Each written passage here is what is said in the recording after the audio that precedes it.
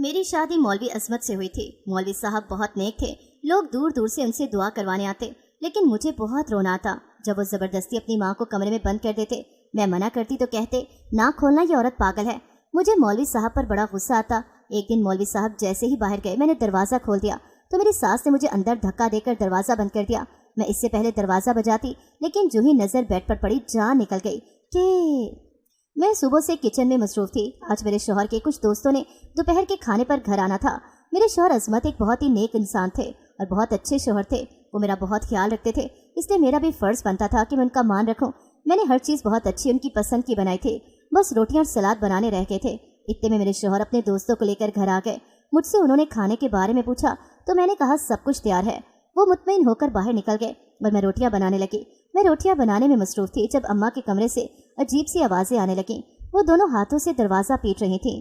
میں نے گھڑی پر نظر دوڑا کر دیکھا، ان کے کھانے کا وقت ہو چلا تھا۔ وہ یقیناً بھوکی تھی۔ میں تیزی سے ہاتھ چلا رہی تھی۔ اتنے میں میرے شوہر بھی باہر آ گئے۔ مجھے دیکھ کر ناگواری سے بولے کہ اماں دروازہ کیوں پیٹ رہی ہیں؟ میں نے کہا ہو سکتا ہے انہیں بھوک لگ رہی ہو۔ میں نے ایک ٹرے میں کھانا رکھ کر دیا۔ وہ کھانا لے کر اپنی ماں کے کمرے میں چلے گئے۔ تھوڑی دیر کے بعد ان کی واپسی ہوئی۔ میرا کام ختم ہو چکا تھا۔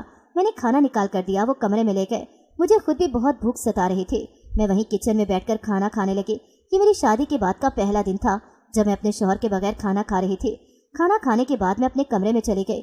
مجھے بہت گرمی لگ رہی تھی، اس لیے میں نے نہا کر کپڑے بدل لیے۔ اتنے میں مہمان بھی چلے گئے تھے۔ ان کے جانے کے بعد عظمت نے کھانے کی بہت تعریف کی۔ میں بھی خوش ہو گئی کہ میری ساری محنت وصول ہو گئی تھی۔ میں اماں کے کمرے میں جانے لگی تو انہوں نے میرا ہاتھ پکڑ کر روک لیا۔ کہاں جا رہی ہو؟ اماں کے کمرے میں جا رہی ہوں برتن اٹھانے کے لیے۔ تمہیں کوئی ضرورت نہیں ہے، خود لے آؤں گا میں۔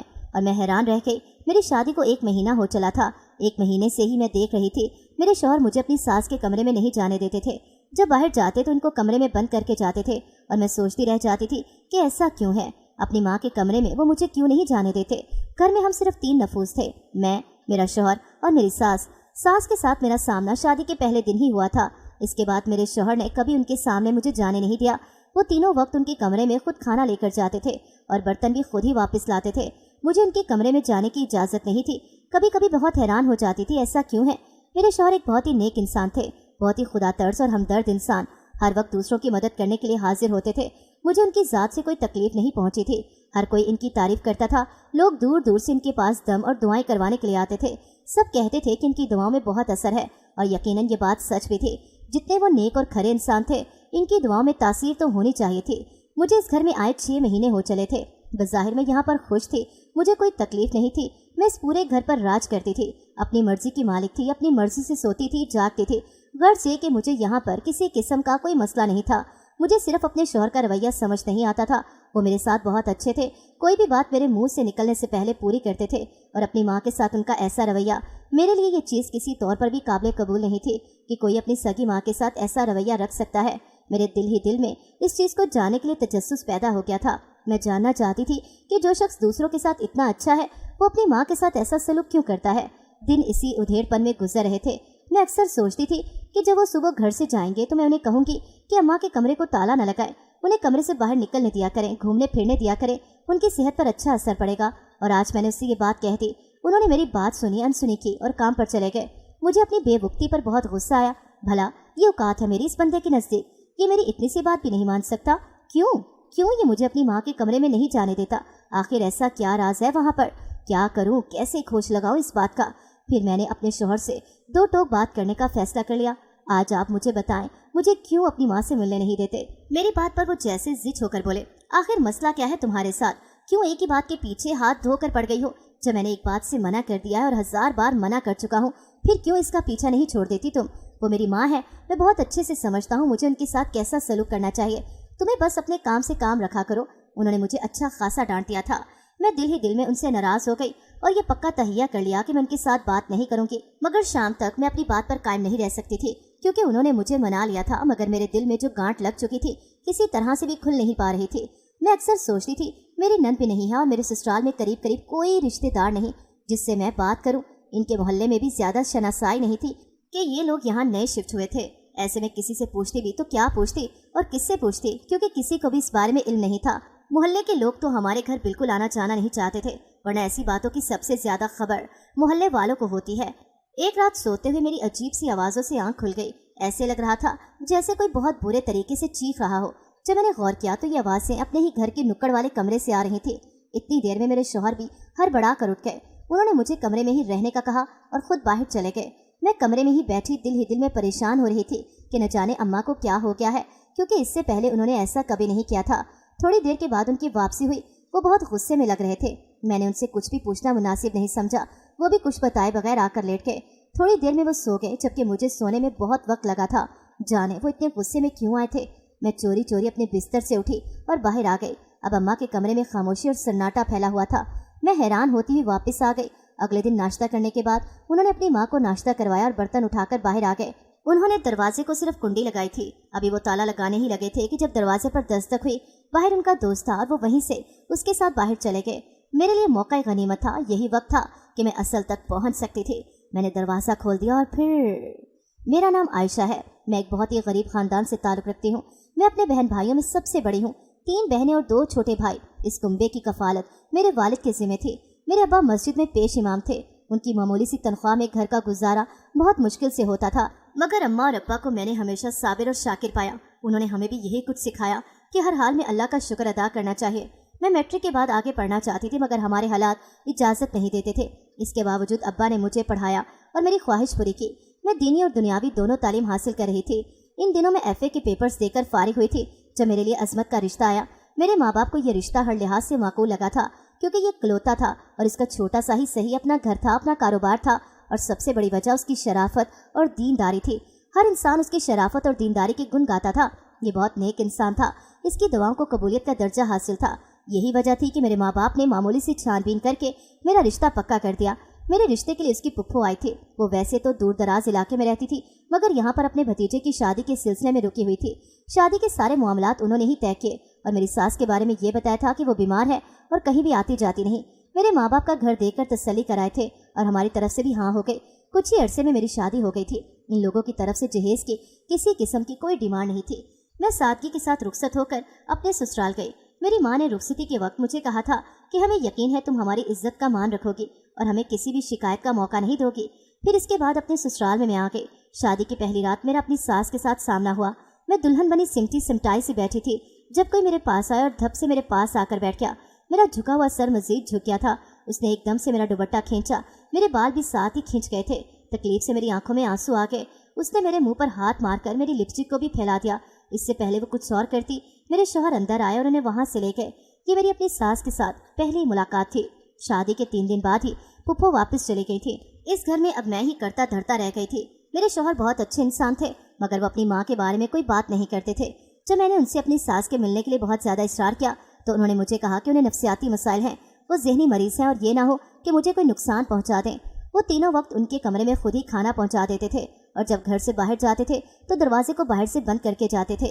मुझे उन्होंने सख्ती से ताकीद करके रखी थी कि मैंने ये दरवाज़ा किसी भी सूरत नहीं खोलना, चाहे कुछ भी हो जाए। ये बात मुझे बहुत अजीब लगती थी। अगर उनकी माँ बीमार थी तो वो इनका इलाज क्यों नहीं करवाते थे। इस तरह से कमरे में बंद करके रखने का क्या मकसद, ये बात मेरी समझ से बालातर थी। वलीमे वाला दिन मुझे अक्सर याद आता था जब मेरी सास बिल्कुल ठीक ठाक बैठी सबके बीच खाना खा रही थी। इस वक्त उसे देखकर कोई नहीं कह सकता था कि उसे कोई नफ्सियाती मसाइल हैं। वो अपने बेटे के साथ बहुत अच्छे तरीके से बात कर रही थी। मेरा दिमाग घूम गया था कि ये क्या चक्कर है। अभी रात को ये औरत कुछ और होती है और अब बिल्कुल उल्ट। ये वाकई जहनी बीमारी है या कोई नाटक कर रही है। फिर इसके बाद अक्सर मेरी सास के कमरे से रोने और चलाने की आवाज़ें आती थी। दोनों हाथों से दरवाजे को पीट रही होती थी। मैं सूरत हाल में डर जाती थी। अब तो मैं अक्सर ये सोचने लगी थी कि इनके साथ नफ्सियाती मसाइल हैं या जन्नाती मसाइल। हो सकता है इन पर जिन आते हों, तभी मेरे शौहर मुझे उनसे दूर रखते हैं। मगर मुझे ऐसा नहीं लगता था, क्योंकि शौहर तो मौलवी थे। वो अपनी माँ का रूहानी इलाज कर सकते थे, इसलिए ये बात मानने को मेरा दिल राजी नहीं होता था। मेरे ख्याल से शायद वो तन्हाई और उदासी से ऐसी हो गई हैं। मगर ये महज मेरा ख्याल था या मेरी सोच थी। इसका हकीकत के साथ कितना ताल्लुक था ये मेरे शौहर ही जानते थे और मुझे कुछ भी बताने पर रजामंद नहीं थे। मुझे अब अपनी सास पर तरस आने लगा कि इसका कोई डॉक्टरी इलाज होना चाहिए। मैं अपने शौहर से अक्सर कहती कि अपनी माँ को किसी अच्छे और बेहतरीन डॉक्टर से इलाज करवाएं, मगर वो मेरी कोई बात सुनते ही नहीं थे। मुझे बातों में लगाकर टाल देते थे और कहते थे तुम दुनिया की वाहद बहू होगी जिसे सास की इतनी फिक्र है, मगर मेरे होते हुए तुम्हें फिक्र करने की जरूरत नहीं। एक दिन ऐसा हुआ कि एक बूढ़ी माँ अपने जवान बेटे को लेकर मेरे शौहर के पास आई कि इस पे दवा पढ़कर फूंक दें कि ये मेरा फर्मा बरदार हो जाए, ये मेरी नाफरमानी करता है, इसे कुछ समझाएं।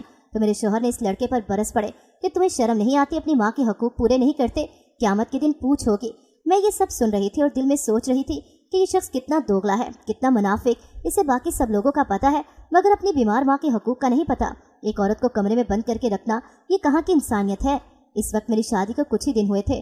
जब मैं रात का खाना बनाकर रोटी पका रही थी तो मेरे शौहर ने एक ट्रे में अपनी अम्मी के लिए खाना रखा और उनके कमरे में चले गए। मैं भी काम से फारिग हो गई थी, इसलिए मैंने सोचा कि मैं भी सास के कमरे में चली जाती हूँ। जब मैं उनके कमरे में गई तो सास मेरी तरफ कमर थी और मेरे शौहर का दरवाजे की तरफ मुंह था। जो ही मैं कमरे में दाखिल हुई उन्होंने मुझे देख लिया। उनके चेहरे के नकूश बिगड़ गए और एकदम से उठ कर आए और मुझे बाजू से पकड़कर अपने कमरे में ले आए और मुझे जोर से बेड पर पटका।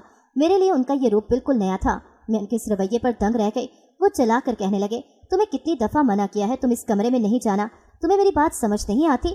मैं उनके इस अंदाज पर हक तक रह गई थी। उन्होंने मुझसे इस अंदाज में पहली बार बात की थी। ये अंदाज़े गुफ्तगू मेरे लिए नया था। मेरा दिल भर आया, मेरी आंखों से टप टप आंसू बहने लगे।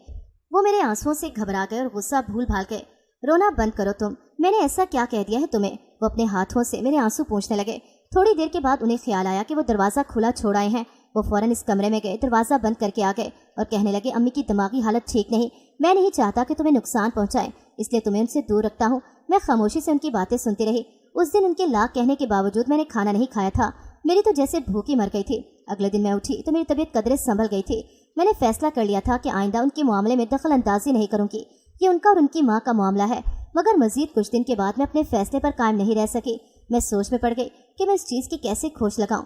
फिर उस दिन जब वो कमरे में खाना लेकर गए तो मैं दरवाजे के बाहर खड़ी हो गई और दरवाजे से कान लगा लिया। मैंने लाख सुनने की कोशिश की कमरे में क्या बात हो रही है, मगर मेरे कुछ पल्ले नहीं पड़ा। मैं मायूसी से फिर वापस पलट आई। फिर कुछ दिन के लिए मेरे शौहर की पुप्पो रहने के लिए आई। इनके साथ मेरा वक्त बहुत अच्छा कटने लगा था। और जो मेरे लिए हैरत वाली बात थी, पुप्पो भी मेरी सास के कमरे में नहीं जाती थी, क्योंकि उसमें ऐसा क्या राज था, आखिर क्या वजह थी कि इस कमरे में सिर्फ उनका बेटा जा सकता था, कोई औरत नहीं जा सकती थी। मैंने पुप्पो से बहुत बार इस बारे में बात करने की कोशिश की, मगर वो हमेशा मेरी इस बात को टाल गई। न जाने क्या बात थी कि मुझसे कोई भी इस मौजू पर बात करने को तैयार ही नहीं था। सभी इस मौजू से कनी कतराने लगते थे। वो कुछ दिन मेरे साथ रही और फिर वापस चली गई। जाते वक्त वो मुझसे बहुत खुश थी। वो मुझे दुआएं दे रही थी। मुझसे मिलकर उन्हें इत्मीनान हो गया था कि उनका अपने भतीजे के लिए किया गया फैसला गलत नहीं। मुझे भी दूसरों की इज्जत करना और अपने माँ बाप का मान रखना आता था। वैसे भी ये तो मेरी माँ की मुझे की गई नसीहत थी, मैं कैसे इस पर अमल पैरा न होती। मैं कभी कभी अम्मी की तरफ भी जाती थी और उनसे भी जब इस बारे में बात करती तो मुझे ही खामोश करवा देती और कहती, जिस बात को तुम्हारा शौहर पसंद नहीं करता इस बात की खोज में ना पड़ो। मुझे अब अपने शौहर पर शक होने लगा था कि ऐसी वैसी कोई बात नहीं, इनकी अम्मी को कोई नफसियाती आरसा नहीं है। क्योंकि एक रात जब अजमत गहरी नींद सो रहे थे तो मैं हल्की हल्की सिसकियों की आवाज़ पर उठी। आवाज़ सास के कमरे से आ रही थी। मैं दबे कदमों बाहर की तरफ बढ़ गई। 2 दिन पहले मैंने शौहर से नजर बचाकर कमरे के दरवाजे में सुराख बना दिया था ताकि अंदर झांक सकूं। अभी भी इसी सुराख से अंदर झांक कर देखा तो हैरान रह के मेरी सास मेरे शौहर की तस्वीर सीने से लगाए रोए जा रही थी। एक पागल औरत तो ऐसा नहीं कर सकती ना। इस पल मुझे वो सिर्फ एक माँ लगी जो बेटे के हाथों टूट चुकी थी। जब इस मौजू पर मैं बात करती वो मुझ पर भड़कने लगते थे कि तुम चुप रहा करो, और मैं खामोश होकर रह जाती। फिर एक दिन मुझे मौका मिल गया। मेरे शौहर दरवाज़ा बंद कर रहे थे जब दरवाजे पर दस्तक हुई। दरवाजे को ताला लगाए बगैर चले गए और मेरे लिए ये अच्छा मौका था। मैंने दरवाज़ा खोल दिया। दरवाज़ा खोलते ही मेरी सास ने मुझे ज़ोर से धक्का दिया। मैं तो कमरे में गिर गई। मैंने दरवाज़ा बजाने की कोशिश की तो उन्होंने मुझे पकड़ लिया और अजीब अजीब बातें करने लगी। मैं तुम्हें नहीं छोड़ूंगी, अब तुम्हें मुझसे कोई नहीं बचा पाएगा। इनके बाल बिखरे हुए थे और लिबास मलगजा सा हो रहा था। इस तरह की अजीब बातें करते हुए बहुत खौफनाक लग रही थी। मेरी नज़र बेड पर पड़ी। वो एक बहुत बड़ी छुरी पड़ी हुई थी। मेरी आंखें खौफ से फैल गईं। जो ही वो बेड की तरफ लपकी मैं फौरन से बाहर भागी। सामने से मेरे शौहर आ रहे थे। मुझे अम्मा के कमरे से निकलते देखकर हैरत ज़दा रह गए। तुम्हें मैंने मना किया था कि इस कमरे में नहीं जाना, फिर तुम क्यों गई? मैं पहले ही खौफ से सिमटी जा रही थी, ऊपर से अजमत की बात पर मुझे रोना आ गया। मैं अपने मुंह पर हाथ रखकर अपने कमरे में रोते हुए आ गई। मेरे बाजू पर खराशें आई थी और कमरे में गिरने की वजह से पाँव पर चोट भी आ गई थी। मैं दिल में ये बात सोच रही थी कि अजमत ने मुझे अगर इस कमरे में जाने से मना किया था तो ठीक ही कह रहा था।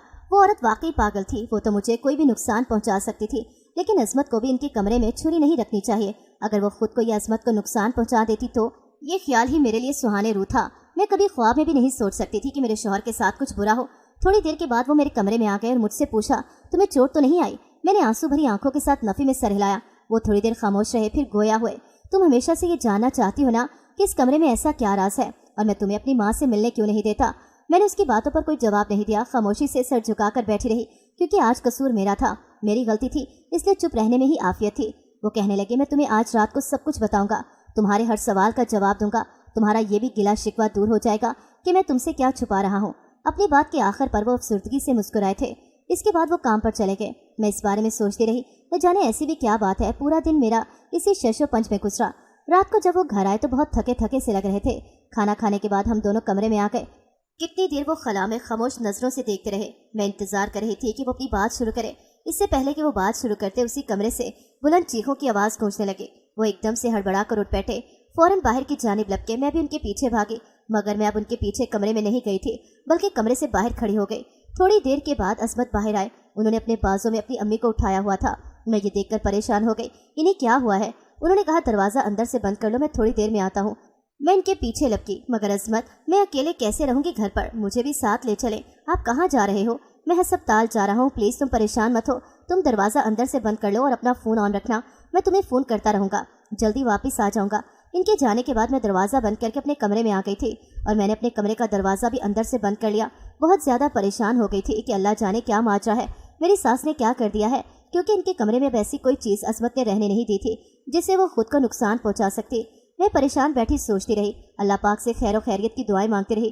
थोड़ी थोड़ी देरों के बाद मेरे शौहर की कॉल आ रही थी। वो भी मेरे अकेले रहने की वजह से परेशान थे।